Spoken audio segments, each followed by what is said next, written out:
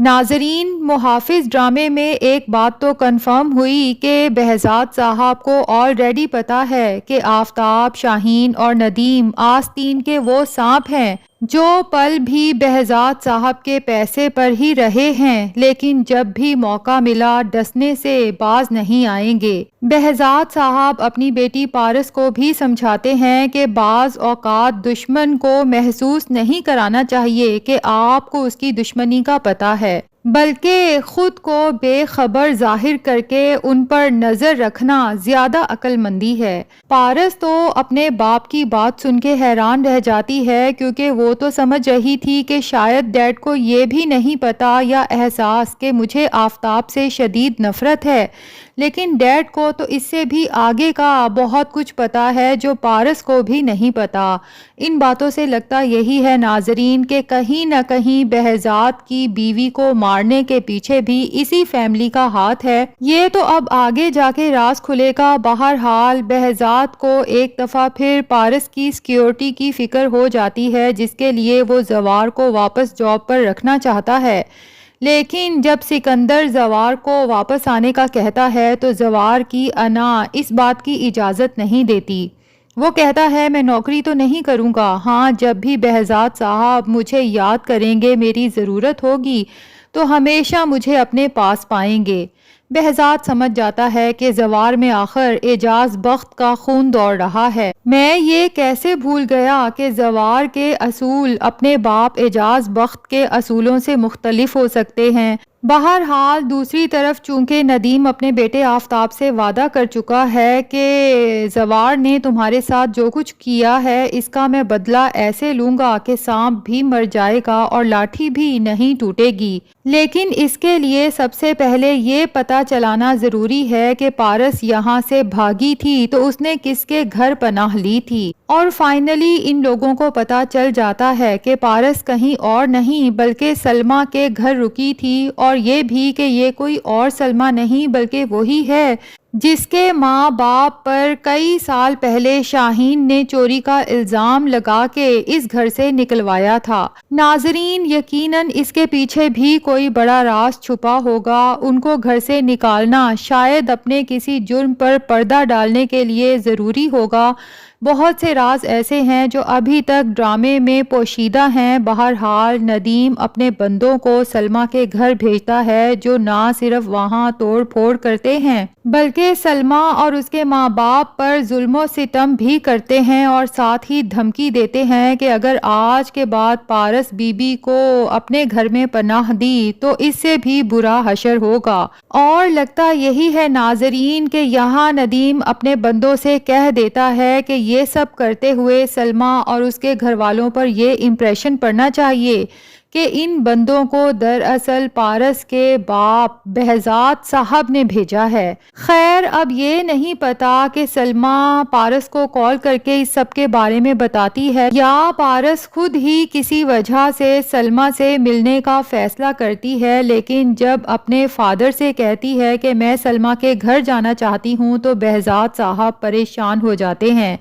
اور وہ پارس کو اکیلے اب گھر سے باہر جانے دینا نہیں چاہتے۔ لیکن جب پارس ضد کرتی ہے تو بہزاد صاحب سکندر سے کہتے ہیں کہ زوار سے کہو اپنا وعدہ پورا کرے، مجھے اس سے کام ہے، فوراً یہاں پہنچے۔ اور پارس سے کہتے ہیں کہ ٹھیک ہے تم جا سکتی ہو، لیکن صرف زوار کے ساتھ۔ اور یہاں جناب پارس میڈم کے نخرے ہیں کہ ختم ہونے کا نام ہی نہیں لیتے، بجائے اس کے کہ زوار کی احسان مند ہو کہ ہر مشکل میں وہی اس کے کام آیا ہے، اس کو ایسے نخرے دکھاتی ہے جیسے زوار کے اس پہ نہیں بلکہ اس کے زوار پہ احسانات ہوں۔ تبھی راستے میں غصے سے زوار سے کہتی ہے کہ تمہیں کچھ اندازہ ہے کہ تمہارے ساتھ باہر جانا مجھے کتنا فیورس لگتا ہے، کیونکہ تم جب بھی میرے ساتھ ہوتے ہو تو کسی مصیبت کی طرح 24 گھنٹے میرے سر پہ مسلط رہتے ہو، یہ نہیں کہ میں تھوڑی دیر کے لیے اکیلے کہیں بیٹھ کر سانس لے لوں۔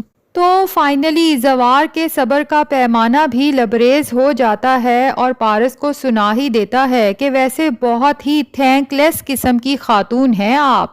تو بھائی پارس جو خود تو کسی کو کچھ بھی سنا سکتی ہے لیکن اپنے لیے شاید کچھ بھی نہیں سن سکتی، زوار کی یہ بات سن کے حیران رہ جاتی ہے کہ اس کی جرت کیسے ہوئی مجھے یہ سب کہنے کی۔ تو زوار کہتا ہے ویسے آپ کو نہیں لگتا کہ کبھی آپ بھی دوسروں کے لیے مصیبت کا باعث بن سکتی ہیں؟ اور یہ بات پارس کو ابھی پتہ چل جائے گی کیونکہ جس دوست کے گھر میں اس نے پناہ لی تھی، پارس کو پناہ دینے کی وجہ سے سلمیٰ اور اس کے گھر والوں پر کتنا ظلم و ستم ٹوٹا ہے، اور یہی نہیں بلکہ پارس کی وجہ سے ہی تو بہزاد صاحب آج کل اتنے پریشان رہتے ہیں۔ پارس ضد کر کے اپنے باپ کے ساتھ رہنے کے لیے آ تو گئی ہے لیکن اب بہزاد صاحب کو 24 گھنٹے اپنی بیٹی کی سیکیورٹی کی فکر رہتی ہے کیونکہ وہ اپنی بیوی کو تو کھو چکے ہیں لیکن اپنی بیٹی کو کھونے کا حوصلہ نہیں رکھتے۔ خیر سلمیٰ کے گھر پہنچنے پر جب تمام حالات معلوم ہوتے ہیں تو زوار سلمیٰ اور اس کے گھر والوں سے وعدہ کرتا ہے کہ جس کسی نے بھی یہ کیا ہے وہ بچ نہیں سکتا،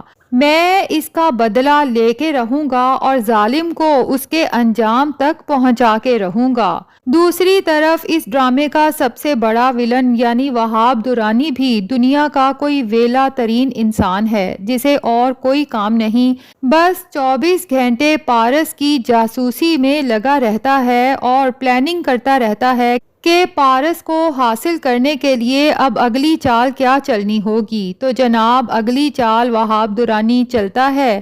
کہ جھوٹ موٹ کی افواہ پھیلا دیتا ہے کہ وہ 2 ماہ کے لیے آؤٹ آف کنٹری جا رہا ہے۔ اب یہ خبر جب بہزاد صاحب تک پہنچتی ہے تو وہ بھی یقین کر لیتے ہیں، حالانکہ بہزاد صاحب چاہیں تو ان کے بندے ایئرپورٹ سے کنفرم کر سکتے ہیں کہ ٹکٹ تو پرچیز کی گئی ہے، کیا واقعی وہاب درانی فلائٹ میں بیٹھا بھی ہے یا نہیں۔ خیر دوسرا کام وہاب درانی یہ کرتا ہے کہ پارس کی جس سکندر سے منگنی ہوئی ہے اپنے بندوں سے کہتا ہے کہ اسے فوراً میرے سامنے لے کے آؤ۔ اب آفتاب تو ہاتھ نہیں آتا، آفتاب کا باپ ندیم ہی وہاب درانی کے بندوں کے ہاتھ لگ جاتا ہے،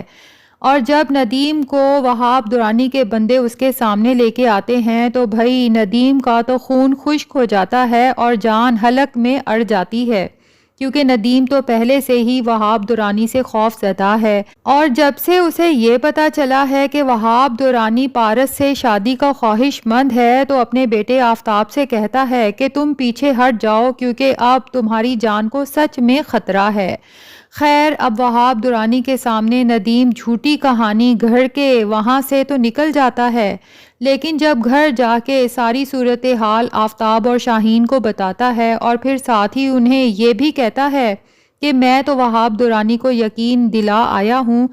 کہ پارس کے غائب ہونے کے پیچھے زوار کا ہاتھ تھا اور بہزاد بھی اس میں پوری طرح انوالو ہے، تو شاہین کو بہت غصہ آتا ہے کہ تمہیں بھائی صاحب کا نام لینے کی کیا ضرورت تھی؟ تو ندیم کہتا ہے کہ ضرورت اس لیے تھی تاکہ وہاب درانی کو یقین ہو جائے کہ پارس کی گمشدگی کا یہ سارا ڈرامہ دراصل اسی کی آنکھوں میں دھول جھونکنے کے لیے کیا گیا تھا۔ تو ناظرین ویسے تو پارس اور زوار ہی اس ڈرامے کے مین کریکٹرز ہیں، تو ظاہر ہے کہ ایٹ دا اینڈ پارس اور زوار کو ہی ایک دوسرے سے محبت ہو جائے گی،